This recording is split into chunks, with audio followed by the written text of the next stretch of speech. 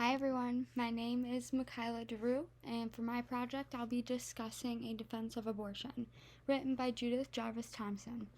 The main focus of this chapter is that while people have a right not to be killed unjustly, they do not have an unqualified right to life. What Judith is saying is that the fetus does have the right to not be unjustly killed, but it does not have the right over the woman's body because she has that right. The mother ought to give her body to the fetus, but she is not morally obligated. Therefore, an abortion is not considered an unjust kill. Having an abortion during the early ages of pregnancy is justified, whereas having an abortion later in the pregnancy would be morally wrong. Judith says that getting an abortion is permissible, but not always permissible. She doesn't want people to fall below a standard.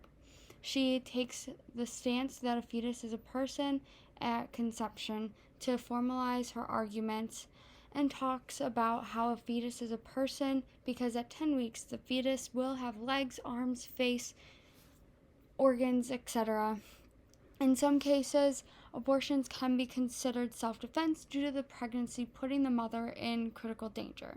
If the mother is in critical danger from pregnancy, she would die. Therefore, the mother cannot be morally wrong for getting an abortion. In this chapter, Judith uses an analogy of the world-renowned violinist. If you woke up in a hospital bed and were hooked up to a violinist and your body was keeping him alive and you needed to be hooked up to him for 9 months, are you morally obligated to stay? Is it unjust if you unplug yourself from him? In the position of being against abortion, you would say you must stay hooked up to him because your right to life does not trump his right to life. It would be nice if you stayed to help him, but you should be under no law or be morally obligated to stay and give 9 months of your life to him. In this situation, it is not considered an unjust kill. Going back to when Judith says that abortion is permissible but not always permissible, she doesn't want people to fall below a standard. According to her argument, early abortions are justified, but late abortions during, let's say, the 7th month are not justified. In another analogy, she uses the peepal seed, which represents contraception and why using contraception allows an abortion to be permissible. Let's say there are little people in seeds that float around in the air and can take root and grow wherever. Well, you are in your house and it's very stuffy, so you want to open the window for air. You know about the peepal seeds, so you put mesh screens that are supposed to stop the peepal seeds from coming into the house.